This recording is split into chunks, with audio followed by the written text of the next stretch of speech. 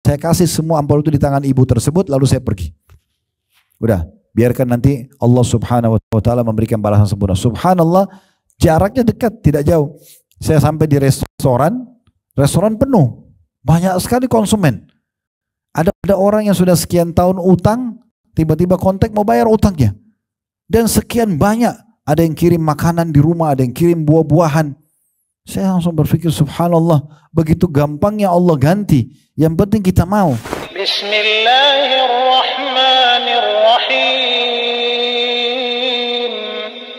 Alhamdulillah, selalu saja lisan kita memuji Allah subhanahu wa ta'ala atas segala nikmat yang dilimpahkan kepada kita, terutama nikmat Islam dan iman. Karena dengan Islam dan iman kita jadi mengenal siapa pencipta langit dan bumi ini dan pencipta diri kita sendiri yang selalu kita sebutkan dengan nama Allah. Juga jika memiliki panduan hidup setelah mengenal Tuhan kita Allah, kita tahu mana makanan, minuman, pakaian, pendapatan, pergaulan yang boleh dan tidak boleh. Kita juga jadi mengetahui apa balasan dari perbuatan-perbuatan atas ketaatan kita dan apa hukuman atas pelanggaran-pelanggaran yang kita lakukan. Puncaknya kita dijanjikan untuk mendapatkan balasan yang abadi di surga yang penuh dengan nikmat dan juga ancaman yang menyakitkan di neraka bagi para pembangkang. Ini nikmat yang sangat besar yang harusnya kita syukuri, dan belum lagi nikmat kesehatan, kesempatan, pasangan hidup, keturunan, dan segala macam hal yang Allah subhanahu wa ta'ala perintahkan kita untuk menikmati dan mensyukurinya. Dan Allah memudahkan kalimat syukur itu dengan Alhamdulillah. Selanjutnya kita panjatkan salam hormat kita kepada utusan Allah Nabi besar Muhammad sallallahu alaihi wa ala alihi wa sahbihi wasallam, sebagaimana Allah telah perintahkan kita untuk mengucapkan salam hormat kepadanya, dan juga sebagai balas jasa setelah 23 tahun beliau menghabiskan umurnya untuk agama ini. 13 tahun fase Mekah semuanya dengan hinaan, cacian, puncaknya diusir dari kampung halamannya Mekah, dan kita tahu betapa pedihnya orang yang diusir dari kampung halamannya, serta 10 tahun fase Madinah, semuanya penyempurnaan agama, akhirnya sampai kepada kita dan kita jadikan sebagai panduan hidup ini. Di awal pertemuan sebelum kita masuk ke bahasan kita atau lanjutan bedah buku kita berdoa kepada Allah subhanahu wa ta'ala, semoga saja Allah subhanahu wa ta'ala menerima seluruh amal soleh yang pernah kita kerjakan, yang sedang kita kerjakan, yang akan kita kerjakan sampai menjelang ajal datang nanti dengan pahala yang sempurna. Dan semoga seluruh kesalahan, dosa, kekeliruan, pelanggaran-pelanggaran yang pernah kita lakukan dimaafkan oleh Allah subhanahu wa ta'ala, juga kekurangan dan aib ditutupi, serta Allah subhanahu wa ta'ala menjaga kemerdekaan, persatuan dan kesatuan negara kita tercinta ini. Allah berikan petunjuk para pemimpin, siapapun pemimpin kita sekarang atau ke depannya, selalu saja menjalankan tugas amanah dengan baik, dan juga kita masyarakat selalu menjalankan program-program yang positif untuk memakmurkan dan menjaga persatuan dan kesatuan sehingga akhirnya negara kita maju dan menjadi contoh bagi negara-negara yang lain. Dan selalu saja kita doakan saudara kita di Palestina, terutama di Gaza yang tertindas, semoga Allah ikhlaskan niat mereka, terima para syuhada mereka, muliakan Islam di tangan mereka dan tangan kita semua, dan Allah partisipasikan kita bersama mereka di pahala, baik dengan doa, dengan harta, juga dengan jiwa kita. Dan semoga Allah subhanahu wa ta'ala dengan kemahamurahannya, yang saya yakin dan kita semua yakin dia sedang mendengar kita karena dia maha mendengar, dan melihat kita karena dia maha melihat, dan juga mengetahui niat-niat dan isi hati kita karena dia maha mengetahui segala sesuatunya, agar menyatukan kita semua di surga firdausnya tanpa hisab, sebagaimana disatukan dalam majlis ilmu yang mulia ini. Amin, Allahumma amin. Baik Bapak Ibu sekalian, seperti biasa sebulan sekali kita akan lanjutkan bedah buku kita Keajaiban Sedekah dan Istighfar, yang ditulis oleh Hasan bin Ahmad bin Hasan Hammam, dan ada di bawah judul buku kita Kanker Ganas Sembuh Lewat Sedekah, Sungguh Ajaib. Nanti akan ada dalam kisah-kisah. Kita sudah menyelesaikan pada pertemuan-pertemuan sebelumnya tentang masalah perkataan para salafus saleh berhubungan dengan sedekah. Sedikit saya ingatkan lagi karena bahasan kita masih fokus ke sedekah. Setengah buku ini, setengahnya lagi kita akan bahas istighfar dan taubat. Sedekah itu Bapak Ibu sekalian, dalam kacamata Islam, dan harusnya setiap kita penganut Islam ini menganggapnya sebagai sebuah ibadah, sarana untuk mendekatkan diri kepada Allah subhanahu wa ta'ala, Satu, yang kedua sarana untuk mendatangkan rezeki yang lebih banyak lagi. Seperti kalau orang investasi di manusia, seorang manusia misalnya punya atau seseorang yang kita kenal memiliki perusahaan yang bagus, ya, dia kompeten di bidangnya, dia memiliki kualitas ya, yang sangat baik, juga mungkin pemiliknya terkenal jujur misalnya, kita akan berlomba-lomba untuk berinvestasi dana kita di sana karena kita yakin dengan 10 juta, 100 juta yang kita investasi, kita akan dapat feedbacknya dari perusahaan yang maju tersebut. Nah begini sebenarnya harusnya kita memahami, bagaimana kalau kita bersedekah, kita sedang investasi tapi langsung kepada pencipta langit dan bumi. Dan Allah subhanahu wa ta'ala menyebutkan dalam surah Al-Baqarah, dan ini sudah kita baca di pertemuan-pertemuan kita yang sebelumnya, saya mengajak Bapak Ibu selalu mengulangi itu ya. Surah Al-Baqarah surah nomor 2 ayat 261 sampai 274 yang membahas tentang masalah sedekah. Belasan ayat Allah subhanahu wa ta'ala sebutkan di situ, menyebutkan tentang keutamaannya, syarat diterimanya, dan juga balasannya. Jadi sedekah itu Bapak Ibu sekalian adalah bentuk investasi, di mana Anda sedekah hari ini akan datang lebih banyak lagi rezeki dari Allah subhanahu wa ta'ala. Dan juga Nabi SAW bersabda kepada Bilal, wahai Bilal, sedekahkan, keluarkan di jalan Allah, dan jangan pernah kau takut kekurangan setelah itu dari pemilik singgasana yang agung, maksudnya Allah subhanahu wa ta'ala. Juga Nabi SAW bersabda kepada Asma binti Abi Bakar radhiyallahu anhuma, la tuki fayukillahu alaiki. Jangan pernah kau perhitungan kalau mau sedekah, karena Allah juga akan bisa perhitungan denganmu. Jadi sedekah ini adalah bentuk investasi, tapi langsung kepada pemilik pencipta langit dan bumi ini.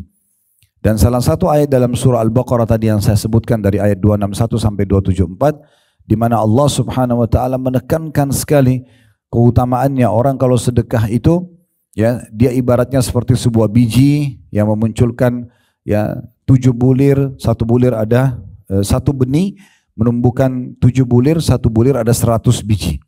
Jadi kalau diterjemahkan adalah kalau satu kali kita investasi kepada Allah, balasannya bisa sampai ratusan kali lipat.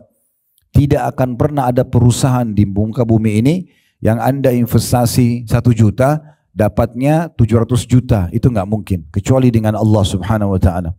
Makanya Uthman bin Affan radhiyallahu anhu pernah dalam sebuah riwayat, Bapak Ibu sekalian, beliau melihat orang-orang Yahudi, orang-orang munafik di Madinah sengaja memahalkan produk. Karena mereka menguasai pasar, kemudian mereka menahan stok produk sehingga umat Islam terganggu dan mereka memahalkan produk tersebut. Maka Utsman bin Affan mengambil inisiatif dengan hartanya, mengirim sekian banyak pegawainya ke negeri Syam untuk membeli semua kebutuhan umat Islam. Pas tiba di pintu gerbang kota Madinah, kafilah perdagangan Utsman ditahan oleh orang-orang Yahudi dan orang munafik. Mereka menanyakan kepada orang-orang di situ, siapa pemilik kafilah ini? Mereka bilang Utsman bin Affan. Maka mereka minta agar Utsman datang karena mereka mau negosiasi. Mereka mau negosiasi. Mereka mau beli semua produk itu karena menguasai pasar. Maka Utsman pun datang radhiyallahu anhu. Lalu kemudian mereka mulai negosiasi. Hai Utsman, kau ingin jual berapa produkmu ini? Utsman mengatakan, berapa kalian mau beli? Ada di antara mereka mengatakan, saya akan lipat gandakan produk ini, setiap produk ini.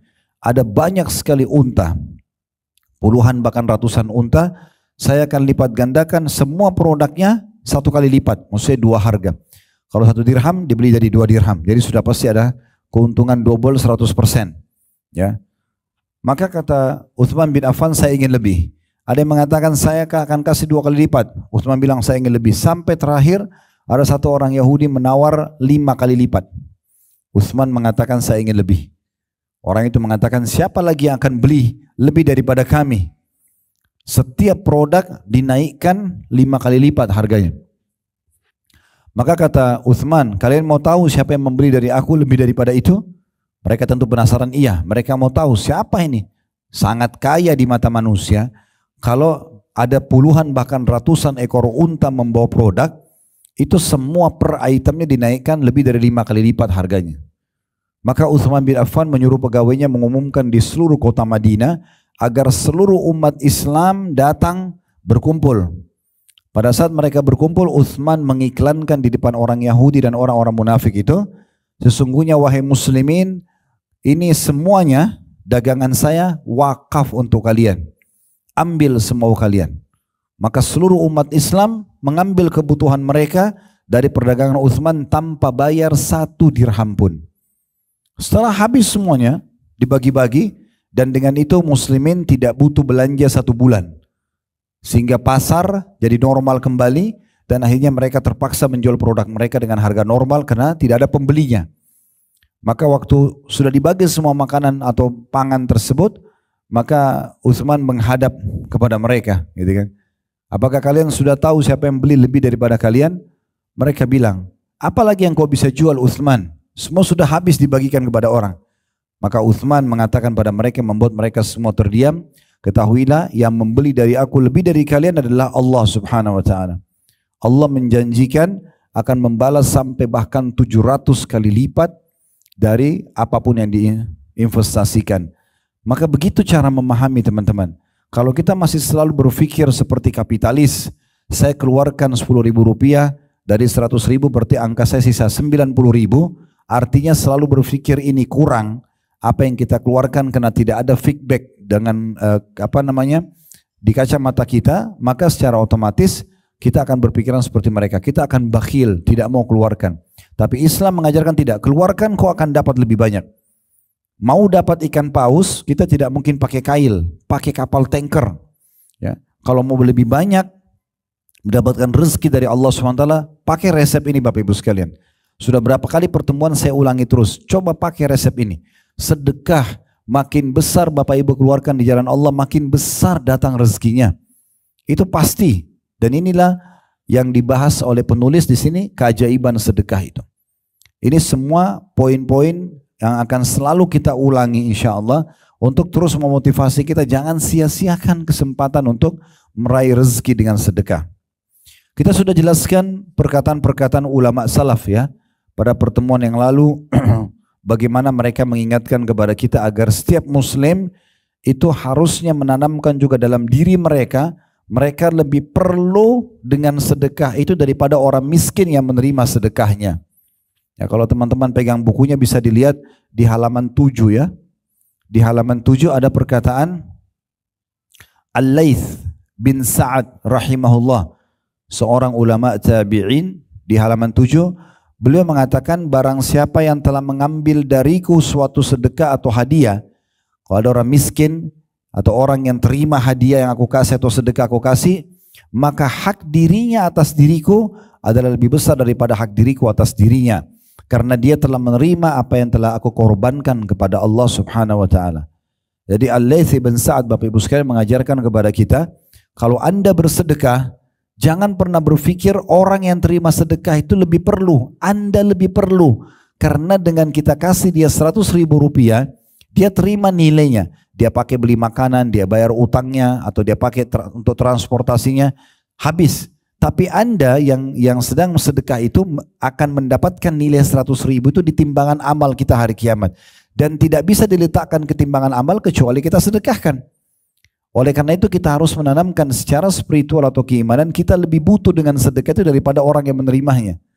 Kenapa masih ada orang yang suka memincingkan mata, menganggap remeh orang yang minta bantuan atau mau utang? Padahal sebenarnya itu peluang bagi dia untuk membawa amal sedekahnya ini ke timbangan amal. Itu perkataan Al-Laits. Ini sudah kita pelajari yang lalu, cuma saya ingatkan kembali. Di bawahnya lagi di halaman 7 juga ada perkataan Al-Fudail bin Iyad rahimahullah. Beliau mengatakan pada saat beliau sudah bagi-bagi sedekahnya, dia udah kasih nih, orang semua sudah pergi.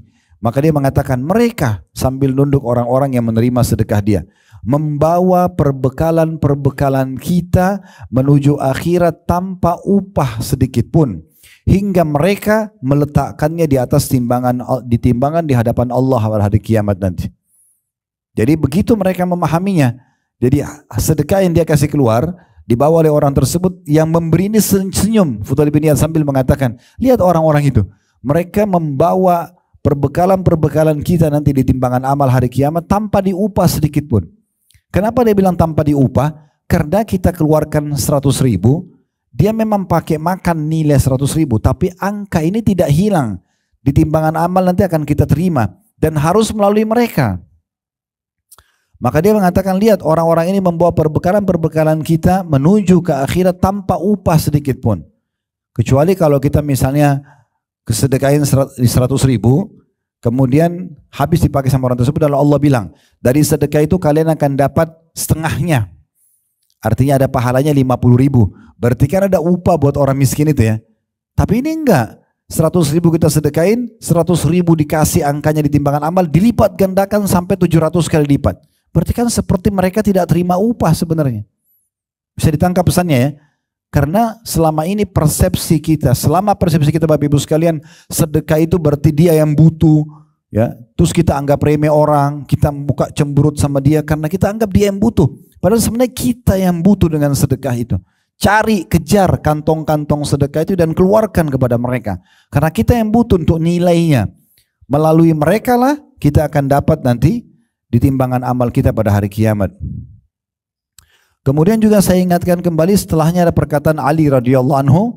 Ini Bapak Ibu harus perhatikan, kalau Allah sudah amanahkan Bapak Ibu jabatan, pekerjaan, bisnis dan sudah ada income-nya, Ali mengingatkan radhiyallahu anhu, barang siapa yang telah diberikan suatu harta oleh Allah, maka hendaklah ia menyambung kegerabatan dengannya. Ingat kerabat-kerabat dekat, dimulai dari orang tua, paman, tante, ponakan, sepupu, berbagi dengan mereka. Bantu yang susah di antara mereka, jenguk kalau sakit, ya. Silaturahim keluarga, jangan makin tinggi jabatannya, makin jauh dari kerabatnya. Itu nggak boleh. Justru dia harus lebih melanjut hubungan silaturahim. Kemudian dikatakan oleh beliau, dan juga memperindah jamuan untuk tamunya.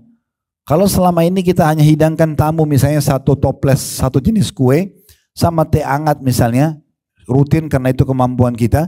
Sekarang Allah naikkan jabatan, naikkan gaji, dapat bonus. Perindah itu sebagai tanda syukur. Lebihkan. Kita beli nasi bungkus, kita beli pakaian, apa saja, sedekahkan. Tingkatkan kualitas pelayanan buat tamu. Kemudian beliau mengatakan menolong sesama yang membutuhkan. Jangan sampai justru Allah bukain pintu rezeki, begitu ada orang minta-minta nggak mau dikasih. Justru kita kasih di saat itu. Kemudian membebaskan tawanan. Kalau ada muslim yang ditawan, kita bebasin dengan menebusnya. Ibnu Zabil, orang terputus jalan. Saya kasih contoh tuh hari, kalau ada orang dari Surabaya ke Jakarta, di terminal dirampok misalnya. Kemudian dia mau pulang ke Surabaya, nggak ada biaya transportnya, kita kasih ke dia. Itu namanya Ibnu Zabil, orang terputus jalan. Orang-orang fakir miskin, para mujahidin, ya kayak sekarang teman-teman kita di Palestina, ya. Dan kita perlu bangga menjadi masyarakat Indonesia karena kita termasuk orang yang pertama, bahkan yang paling loyal dengan teman-teman kita di sana yang sedang tertindas ya. Semoga Allah berikan mereka kemerdekaan. Dan dia juga sabar. Nah ini penting juga. Dengan adanya harta Bapak Ibu sekalian, kita harus bersabar karena akan ada ujian harta itu. Dia sabar atas musibah yang menimpa hartanya. Kayak orang utang gak bayar, ya. Kita investasi rugi, itu pasti datang. Ya, itu ujian terhadap harta tersebut. Karena dengan perkara-perkara ini semua, dia akan memperoleh kemuliaan dunia dan juga akhirat. Kemudian yang terakhir, ya ini yang saya cuma ingatkan ini ya, ingatkan kembali supaya, karena ini inti bahasan sebenarnya. Kalau kita dari awal-awal bahasan buku ini sudah bisa faham, kedepannya nanti setiap bahasan itu akan connect, akan nyambung ya. Abu Hatim berkata, di halaman 7 bagian bawah paling bawah, paragraf paling bawah, nyambung ke halaman 8. Abu Hatim berkata, bakhil itu pelit, perhitungan tidak mau bersedekah, ya adalah sebuah pohon di neraka, sedangkan ranting-rantingnya ada di dunia. Maka barang siapa yang bergelantungan pada salah satu dari ranting-ranting itu, niscaya ia akan menjerumuskannya ke dalam neraka. Sebagaimana kedermawanan adalah sebuah pohon di surga, suka memberi, berbagi, loyal dan royal ya. Itu adalah pohon di surga dan ranting-rantingnya di dunia. Barang siapa yang bergelantungan pada salah satu dari ranting-rantingnya, maka ia akan membawanya ke surga. Ingatlah, surga itu adalah tempat orang-orang yang dermawan. Kemudian juga sudah kita jelaskan teman-teman sekalian, di halaman 9 setelah itu ada pahala sedekah dan buahnya. Ya, ini manifestasi daripada sedekah. Yang pertama ini sudah kita bahas yang lalu juga, sedekah adalah pensucian dan pembersihan. Saya sudah jelaskan waktu itu ada bedanya antara sedekah dan zakat ya. Zakat itu ada syaratnya dua, haul dan nisab. Haul itu adalah masa harta kita tersimpan 1 tahun Bapak Ibu sekalian. 1 tahun. Misalnya Ramadan ke Ramadan ya. Kalau di sini misalnya ada yang hadir belum niat haulnya kapan, mulai dihitung start harta dia, tabungan dan investasinya, dia bisa niat Ramadan tahun lalu misalnya. Kemudian nanti Ramadan ini 1 tahun ya, itu namanya haul. Nah kalau tiba nanti masa haul, itu harta dia atau simpanan dia mencapai 85 gram emas. Kalau kita hitung misalnya sekarang emas 1 gram 1 juta berarti 85 juta, dan itu stabil selama setahun ya. Ramadan yang lalu, Syawal, Zulqa'dah, Zulhijjah, atau kalau Anda tidak hafal tanggal bulan-bulan Hijriah, misalnya anggaplah April ke April misalnya ya, walaupun kita hitungnya Hijriah sebenarnya.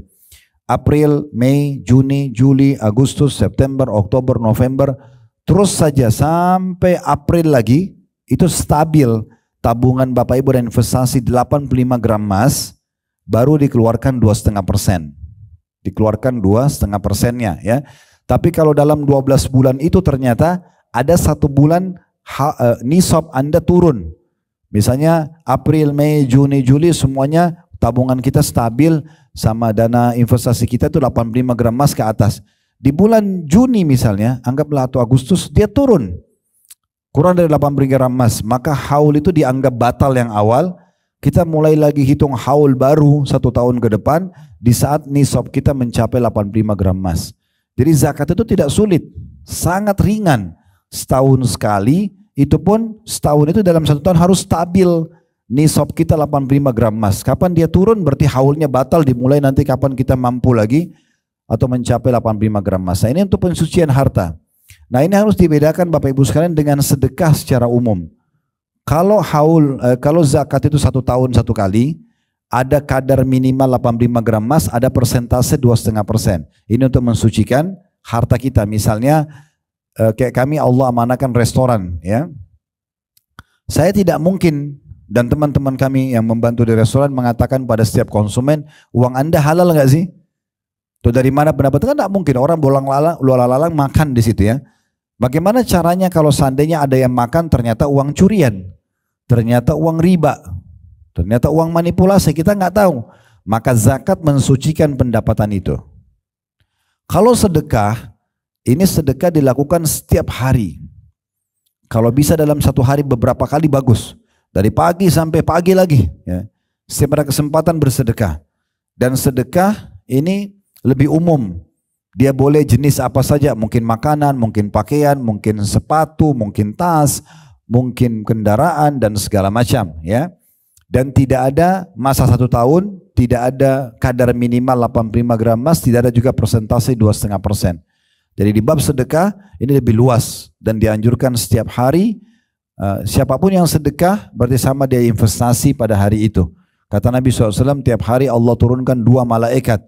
Yang satu mengatakan, ya Allah lapangkan rezeki orang yang sedekah. Yang satu mengatakan, binasakan orang yang bakhil. Kata Ibnu Hajar rahimahullah, yang dimaksud dengan dibinasakan adalah dibinasakan hartanya dan jiwanya. Jadi kita dianjurkan sedekah setiap hari. Nah ini Bapak Ibu sekalian, yang dimaksud dengan poin pertama, sedekah adalah pensucian dan pembersihan. Dari setiap Bapak Ibu keluarkan zakat ataupun sedekah, itu bisa membersihkan pendapatan-pendapatan kita yang mungkin kita tidak ketahui dari mana sumbernya. Bukan disengaja ya. Nggak boleh Bapak Ibu misalnya curi uang, maaf. Atau kita manipulasi data, atau kita korupsi. Kemudian Bapak Ibu bilang untuk sucikan saya zakatkan. Ini nggak bisa. Allah tidak akan terima. Ya, kan ada orang begitu ya. Mungkin dia korupsi, lalu untuk membuat itu halal menurut dia umrohkan ayah dan ibunya misalnya. Nah ini tidak bisa, nggak diterima sama Allah. Karena kata Nabi SAW, Inna Allah tayyibun la yakbalu illa tayyiba. Allah itu suci dan bersih, tidak terima kecuali yang suci dan bersih pula. Ya, jadi nggak bisa kalau kita sedekah dari harta-harta yang halal, nggak boleh dari yang haram. Baik, kita akan masuk sekarang yang kedua, Bapak Ibu sekalian ya, dari bentuk manifestasi dalam sedekah ini. Dikatakan oleh penulis sedekah adalah bentuk ketundukan kepada perintah Allah dan Rasulnya. Nah ini tadi yang saya sempat singgung, saya bilang sedekah itu harus kita jadikan niatnya ya untuk ibadah. Ya, untuk ibadah. Ya, ini yang penting untuk digarisbawahi ya. Dan memang Bapak Ibu sekalian, sebelum saya bacakan dalil-dalilnya, kita harus faham poin penting. Bapak Ibu harusnya merenung sejenak, beberapa detik saja. Kira-kira kenapa saya ada di muka bumi ini? Kenapa saya lahir? Ini semuanya sudah ada. Begitu kita lahir, ini ibu kamu, ini ayah kamu. Kita nggak bisa milih. Saya nggak mau ibu ini, saya nggak mau ayah ini, nggak bisa. Ini ibu, ini ayah. Sang ibu pun langsung merasa ini adalah anak saya. Ada sistem yang mengatur begitu ya. Sang ayah juga mengatakan ini anak saya. Lalu status nasab ditaruh kepada dia. Dan seterusnya. Ini semua ada sistem. Berarti kan ada yang mengaturnya ya. Kemudian anggota tubuh kita. Mata melihat, telinga mendengar, hidung menghirup misalnya. Ya, kemudian bibir dan lidah mengecap dan mengucap misalnya. Kemudian tangan menjamak, kaki melangkah. Semua ini kan tidak bisa dialihfungsikan ya. Siapa di antara kita yang bisa misalnya jalan dengan kepalanya? Nggak mungkin. Dia harus fungsikan kakinya. Jalan dengan tangan aja nggak stabil gitu kan. Begitu juga dengan tidak mungkin dia makan dengan matanya, tidak mungkin dia melihat dengan kupingnya. Jadi ada satu sistem yang kita mau nggak mau memang sudah mengatur kita ke situ. Ya, kemudian proses fasenya sama sebagaimana semua manusia tahu. Bayi dulu jadi tidak bisa apa-apa sampai mulai bisa ngomong, mulai bisa berjalan, merangkak dan seterusnya sampai akhirnya mulai tumbuh dewasa, mulailah dia punya program dan hampir sama. Ingin punya pasangan hidup, ingin punya pekerjaan, ingin punya jabatan, lama-lama tua, pensiun, mati. Satu paket. Tidak ada orang yang punya sistem lain. Berarti kan ada yang mengatur. Pergantian siang malam, pergantian musim, kemudian rasa lapar. Siapa yang bisa Bapak Ibu sekalian mengalihkan lapar itu, solusinya selain makan? Nggak bakal bisa. Kita lapar nih, kita alihkan ke tidur. Bangun tidur tetap lapar. Kita lapar, kita berolahraga, makin lemas. Harus makan. Pertanyaan sekarang, siapa yang ciptakan kita? Siapa yang membuat sistem ini? Kalau lapar harus makan. Tadi fungsi mata melihat, fungsi telinga mendengar. Kita lahir, ini ibu, ini ayahmu. Kita melalui fase dari bayi, anak-anak, remaja, tua, mati. Ini dari mana semuanya nih? Kita harus merenung sejenak. Bapak Ibu bisa membaca juga dalam surah yang Allah sebutkan surahnya tentang kita manusia. Surah nomor 76. Namanya surah Al-Insan. Allah sebutkan di ayat pertamanya, hal ata 'alal insani hinu minad dahri lam yakun syai'an madhkura. Apakah telah datang masa manusia itu berpikir sejenak yang tadinya dia ini dari sesuatu yang tidak ada yang kenal, tiba-tiba dia lahir, tiba-tiba ada sistem sampai dia harus lalui dan dia meninggal dunia. Dia harus berpikir dari mana? Nah, jawabannya Bapak Ibu sekalian, karena kita punya pencipta. Pencipta lah ini yang orang Islam dimanjakan, kita sudah langsung lahir tahu. Orang tua kita bilang, Tuhanmu Allah ya nak, ini sholat ya, ini bacaannya, ini yang Allah bolehkan, ini yang Allah larang. Kita sudah disampaikan. Orang-orang yang tidak dipandu kepada Tuhan Allah, mereka cari Tuhan-Tuhan lain. Sembah patung, sembah pohon, ya, ada yang sembah sapi, ya, macam-macam. Ya, di India itu ada yang sembah kan gitu, ada yang sembah sapi, misalnya ada yang sembah macam-macam. Ada yang sembah jin tidak nampak, ada yang sembah bintang-bintang. Kenapa? Karena potensi dia tahu ada Tuhan, ada, tapi tidak dipandu ke Tuhan siapa yang sebenarnya. Kalau kita sudah dipandu, Tuhanmu Allah, ini loh Al-Quran yang diturunkan, ini loh utusannya Nabi Muhammad, ikuti saja. Udah, kita jadi tahu punya jawabannya semuanya. Nah, jadi saya kembali kepada pertanyaan penting di sini Bapak Ibu sekalian. Kita sejenak merenung, kenapa kita ada di muka bumi ini? Allah sebagai sang pencipta mengekalkan dalam surah Az-Zariyat, surah nomor 51 ayat 56 ya. Itu bisa dibuka, ini tujuan dasar sekali kenapa kita ada di muka bumi ini. Sudah sering kali para ustadz-ustadz kita ya menyebutkan tentang surah atau ayat ini untuk mengingatkan kembali ya, surah nomor 51 ayat 56 ya. Allah Subhanahu wa taala mengatakan, "Wa ma khalaqtul jinna wal insa illa liya'budun." Ketahuilah aku tidak menciptakan jin dan manusia Kita semuanya ada di muka bumi ini lahir dan melalui proses yang harus kita lalui tadi sudah saya berikan gambaran, memang ya melainkan supaya mereka mengabdi kepadaku. Jadi memang tujuan kita di sini, Bapak Ibu sekalian di muka bumi ini, kalau dari ayat ini kita faham memang kita untuk sholat, memang untuk baca Quran, memang untuk zikir, memang untuk bakti sama orang tua, memang untuk bermanfaat, ya. Memang begitu tujuannya. Tidak ada tujuan lain. Jadi kalau pelengkap ini perangkat-perangkatnya ada kayak tidur, makan, itu perangkat saja untuk memudahkan kita melalui kehidupan dan menjalankan tujuan utama kita diciptakan. Nah, itu harus kita fahami Bapak Ibu sekalian. Jadi memang untuk itu kita diciptakan. Dan Allah Subhanahu wa taala memastikan di ayat 57 setelah itu, ma uridu minhum min rizqin wa ma uridu ay yut'imun. Kata Allah, aku tidak menghendaki rezeki sedikit pun dari mereka, dari manusia dan jin, dan aku tidak menghendaki supaya mereka memberiku makan.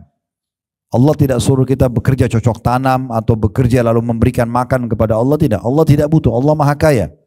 Lalu Allah menutupnya di ayat 58 mengatakan innallahu warrazzaqu dzul quwwatil matin.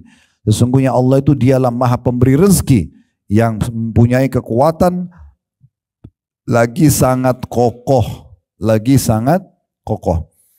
Nah, di sini kita hubungkan antara tujuan kita diciptakan adalah mengabdi kepada Allah. Penulis menuliskan poin nomor 2 daripada sedekah dan manifestasinya adalah sedekah adalah bentuk ketundukan kepada perintah Allah dan Rasulnya. Jadi kenapa kita bersedekah? Karena diperintahkan oleh Allah Subhanahu wa taala. Allah berfirman di sini diangkat surah pertama, dari pertama surah Al-Anfal ayat 24 yang berbunyi, ya ayyuhalladzina amanu istajibu lillahi walir rasuli idza da'akum lima yuhyikum wa'lamu anna Allah yahulu bainal mar'i wa qalbi wa annahu ilaihi tuhsyarun wa annahu ilaihi tuhsyarun. Hai orang-orang beriman, penuhilah seruan Allah dan seruan Rasul apabila Rasul menyuruhmu kepada sesuatu yang memberi kehidupan kepadamu. Maksudnya perintah agama ini semuanya baik buat kehidupan kalian.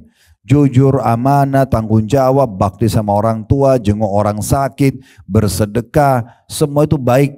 Ya. Dan yang dilarang bohong, menipu, membunuh, memukul, menggunjing, memfitnah, tidak baik. Berarti orang kalau ngikutin perintah Allah sebagai pencipta jadi orang baik pasti. Ya. Makanya dikatakan sini sesuatu yang memberi kehidupan untukmu, maksudnya membuatmu bahagia, ada panduan hidup. Ketahuilah bahwa Allah membatasi antara manusia dan hatinya, dan kepadanya lah kamu akan dikumpulkan. Ya, maksudnya Allah Subhanahu wa taala menciptakan semua itu dan mengatur sistem yang ada. Kemudian dalam surah Asy-Syura ayat 47 Allah SWT juga berfirman, istajibu li rabbikum min qabli an ya'ti yawman la maradda lahu min Allah ma lakum min malja'in yawma idzin wa ma lakum min nakir. Patuhilah seruan Tuhanmu sebelum datang dari Allah suatu hari yang tidak dapat ditolak kedatangannya.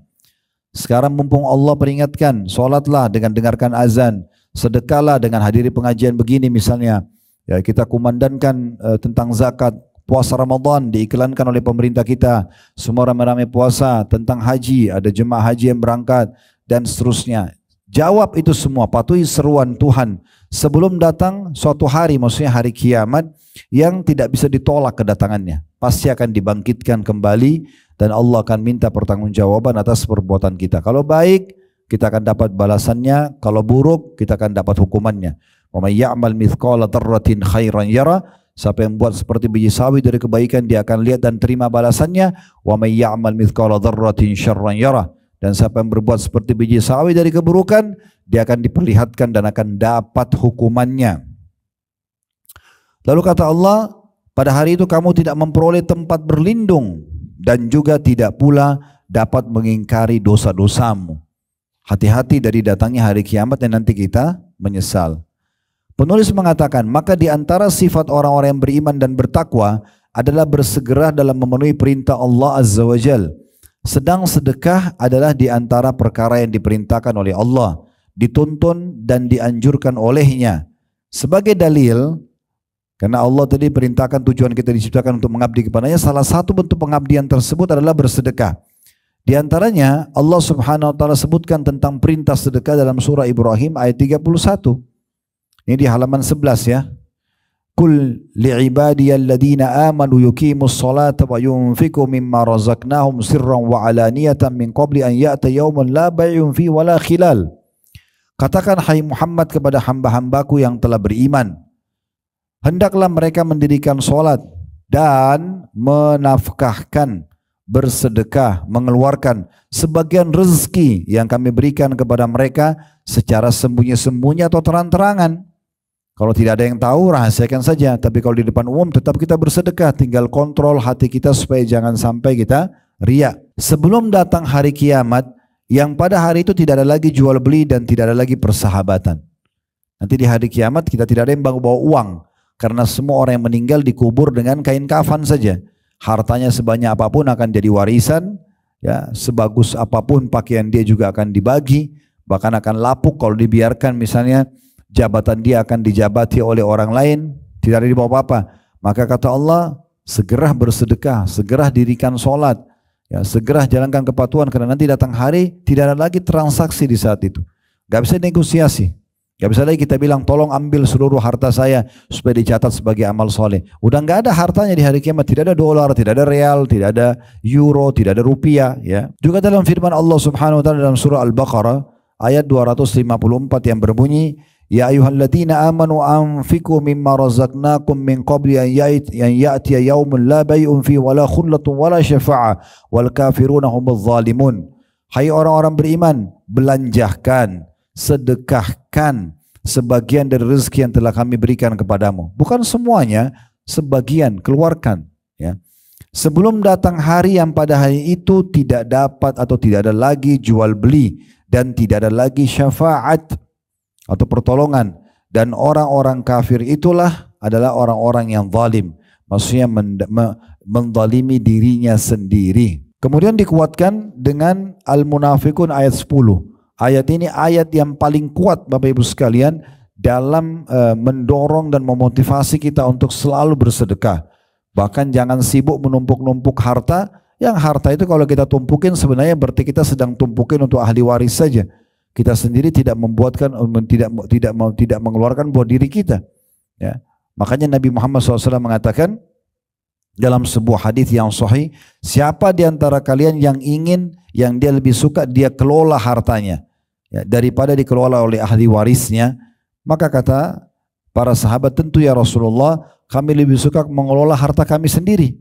Maksudnya kami yang tentukan, kami keluarkan ke siapa, berikan ke siapa, beli apa. Ya, misal contoh, maka kata Nabi SAW, ketahuilah yang kalian sedekahkan di masa hidup kalian, berarti kalian yang mengelola harta itu, karena hal itu akan dibawa di timbangan amal. Dan yang kalian tinggal tabungkan, ditabung, sibuk dengan tabungan membengkak, itu yang kalian tinggalkan untuk dikelola oleh ahli waris kalian. Ya, kalau ahli waris bangunkan masjid buat kita, kalau tidak. Ada satu pengusaha dari Yaman, saya berbagi sedikit cerita dulu. Pengusaha ini Bapak Ibu sekalian kaya raya, ya. Banyak melimpah hartanya, tapi subhanallah dia belum tersentuh dari sisi memperbanyak sedekahnya. Kapan dia tersentuh Bapak Ibu sekalian?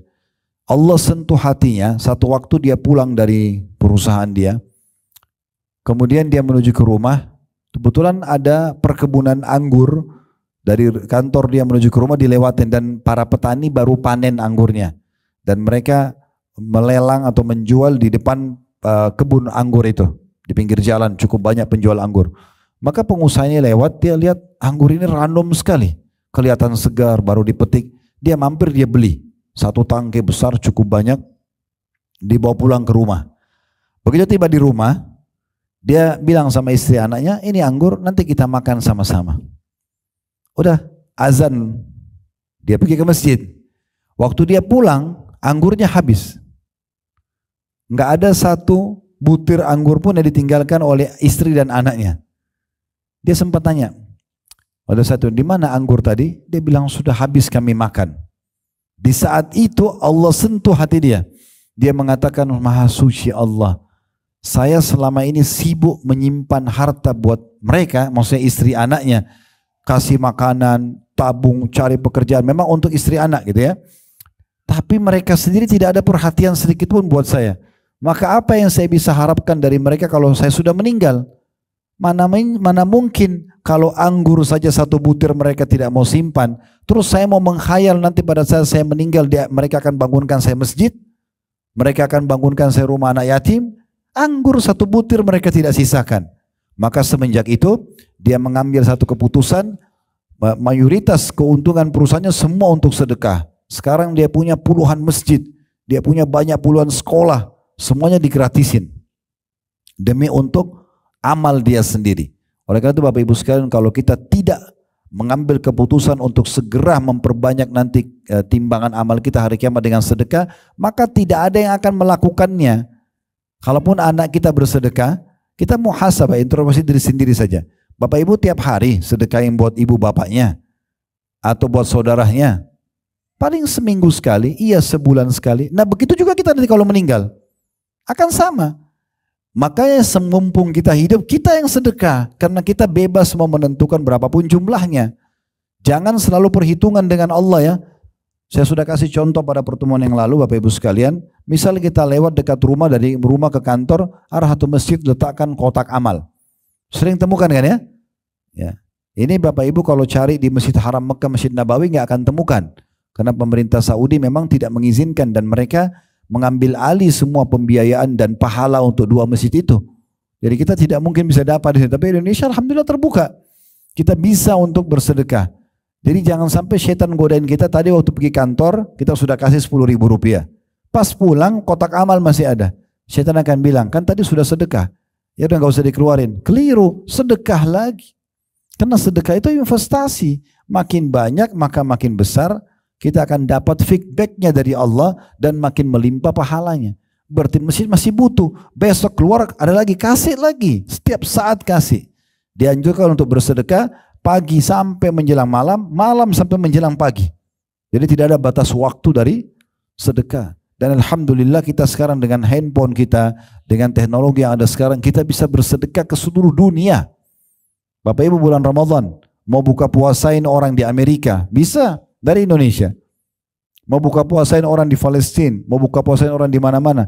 Kalau kita bisa melihat ada restoran yang terkenal di sana, atau kita bisa kontak satu muslim di sana, atau yayasan sosial, saya ingin sedekah, tinggal transfer uang, mereka realisasikan di sana. Sangat mudah. Zaman dulu nggak bisa. Lingkup sedekah orang hanya di kota dia, atau sekitar dia, karena terlalu jauh dia kalau mau pergi. Tapi sekarang dengan transfer luar biasa. Terlalu banyak peluang-peluang untuk bersedekah, jangan luput. Perhatikan ini ya, ini yang kita mau baca sekarang di halaman 12 Al-Munafikun, surah Al-Munafikun ayat 10. Ini penyesalan yang Allah sudah gambarkan dan akan menimpa semua orang yang tidak mau sedekah. Akan sama penyesalannya. Allah berfirman, wa anfiqu mimma razaqnakum min qabli an ya'tiya ahadakumul mautu fayaqula rabbi laula akhartani ila ajalin qaribin fa asaddaqa wa akum minas salihin. Dan belanjakan sebagian dari apa yang kami berikan kepadamu sebelum datang kematian kepada salah seorang di antara kamu. Sebelum kamu mati lihat malaikat maut, lalu di saat mau mati itu baru kalian berkata. Ya, perhatikan ya, di sini Allah tidak sebutkan dia menyesali amal-amal yang lain, tapi yang ada di ayat ini disebutkan penyesalannya. Dia mengatakan, ya Robku, wahai penciptaku, mengapa engkau tidak menangguhkan kematian itu sampai waktu yang dekat? Tolong kasih aku berapa menit saja. Untuk apa? Untuk makan-makan favorit lagi, kumpul sama keluarga, kembali kerja? Enggak. Agar ya atau yang menyebabkan aku dapat bersedekah. Dan aku termasuk orang-orang yang saleh. Jadi orang kita, Bapak Ibu sekalian, yang rekeningnya lagi banyak uang, dia banyak investasi. Ini kalau meninggal, kalau dia tidak sedekah, dia berharap Allah suruh malaikat maut lambatkan berapa menit. Hanya untuk mau transfer semua dana itu ke yayasan sosial, ke anak yatim, ke masjid, baru dia meninggal. Tapi udah nggak bisa. Di saat malaikat maut datang, udah habis peluang itu. Dan berarti harta itu sudah menjadi harta ahli waris, bukan lagi kita. Karena ahli waris belum tentu bersedekah buat kita. Kalau sedekah pun tidak banyak. Oleh karena itu perbanyak timbangan amal kita semasa kita hidup. Semasa kita hidup. Dan saya juga sudah berbagi Bapak Ibu sekalian, latih anak-anak kita menabung di akhirat, bukan menabung di dunia. Ya, saya sarankan saja, jangan belikan celengan buat anak-anak. Kena celengan buat anak, melatih mereka bakhil, pelit. Bapak ibu kalau punya 2 orang anak, bapak ibu belikan celengan 1 orang 1, lalu kasih 10.000 satu anak, pastikan berapa menit setelah itu kalau si kakak pegang celengan adik, adiknya akan marah, adik pegang celengan kakak akan marah. Bahkan kadang-kadang kita orang tuanya pegang celengan anak itu akan marah. Mulai lahir sifat bakhilnya. Yang benar gimana? Kasih uang.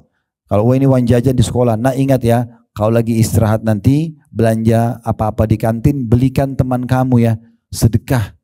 Ada kotak amal di musola, kasih. Ada bantuan apapun di sekolah untuk teman yang sedang sakit, kasih. Latih mereka bersedekah. Sedekah itu pangkal kaya dalam Islam.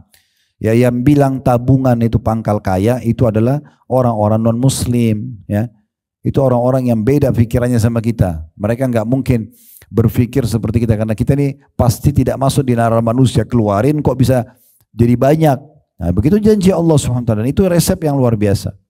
Di depan mata saya Bapak Ibu sekalian, hampir semua jemaah yang saya temuin yang Allah bukain pintu rezeki, memang luar biasa royalnya mereka. Jemaah haji, jemaah umroh, yang mereka tuh sibuk pada saat mau pulang beliin keluarganya. Berapa banyak keluarga dibeliin ini, dibeliin itu, beliin, sedekahnya luar biasa. Pada saat di Mekah, di Madinah saya ajak untuk program sosial, mereka bersedekah dengan jumlah banyak. Pantas saja, karena secara teori agama memang dia akan jadi kaya, dan betul juga kaya raya. Dan tidak ada orang yang saya lihat perhitungan, kecuali juga Allah perhitungan dengan dia. Maka sebatas itu juga rezeki yang hanya dia dapatkan.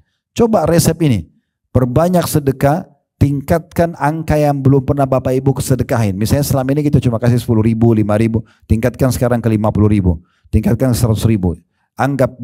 Memang ini adalah sebuah ibadah pendekatan diri kepada Allah SWT. Itu yang pertama. Yang kedua, akan nanti kita terima di timbangan amal. Dan yang ketiga, akan diganti oleh Allah. Dalil tentang penggantian ini Bapak Ibu bisa lihat dalam surah Saba, surah nomor 34 ayat 39. Surah nomor 34 ayat 39. Potongan ayat di situ, wa ma anfaqtum min syai'in fahuwa yukhlifu. Apapun yang kalian infakkan, maka pasti dia akan ganti. Allah akan ganti. Jadi sedekah itu Bapak Ibu sekalian akan sangat besar manfaatnya. Tadi saya sebutkan minimal 3 tadi ya. Kita akan dapat pahalanya, kita akan terima di timbangan amal hari kiamat, dan juga akan digantikan oleh Allah Subhanahu wa taala. Lalu kenapa harus khawatir? Sekarang rasional Bapak Ibu kerja di rumah sakit ini misalnya. Kenapa Bapak Ibu bertahan kerja? Karena Bapak Ibu di antara salah satunya tahu, oh saya akan terima gaji akhir bulan. Kenapa Bapak Ibu begitu yakin akan dikasih gaji?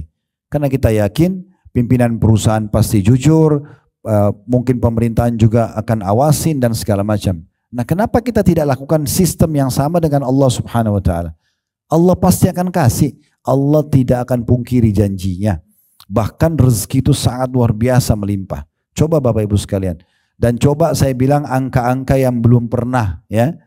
Saya pernah punya pengalaman pribadi, pulang dari pengajian, untuk melatih diri, membiasakan diri, coba lawan sifat pelit dan perhitungan di jalan Allah.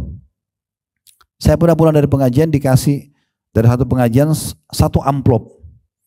Cukup tebal, saya juga tidak tahu angkanya berapa. Saya belum buka gitu. Saya waktu itu naik motor, karena dari Jakarta Selatan, Jakarta Timur lebih dekat ya. Dari sekitar lewat Kemang menuju ke Condet waktu itu. Pas saya mau lewat jembatan, ada satu ibu duduk di pinggir jalan, ulurkan tangan minta bantuan. Di saat itu saya berkata pada diri saya sendiri, hari ini saya harus bisa membuktikan mana yang saya dahulukan. Imankah, keyakinan tentang janji Allah, atau memang bisikan syaitan? Syaitan akan selalu mengatakan untuk apa dibantu, toh dia masih muda. Atau bantu saja, buka amplopnya ambil 50.000-nya. Tapi bisikan keimanan beda. Ini orang tidak mampu, berikan yang terbaik, hilangkan masalah dari hidup dia, Allah akan gantikan. Maka saya pada saat itu melawan bisikan syaitan dan berusaha untuk menerima bisikan keimanan. Saya kasih semua amplop itu di tangan ibu tersebut, lalu saya pergi. Udah, biarkan nanti Allah Subhanahu wa taala memberikan balasan sempurna. Subhanallah, jaraknya dekat, tidak jauh. Saya sampai di restoran penuh. Banyak sekali konsumen. Ada orang yang sudah sekian tahun utang, tiba-tiba kontak mau bayar utangnya. Dan sekian banyak. Ada yang kirim makanan di rumah, ada yang kirim buah-buahan. Saya langsung berpikir subhanallah, begitu gampangnya Allah ganti. Yang penting kita mau. Cuma syaitan selalu membisikkan kita, enggak, nanti berkurang, nanti begini dan begitu.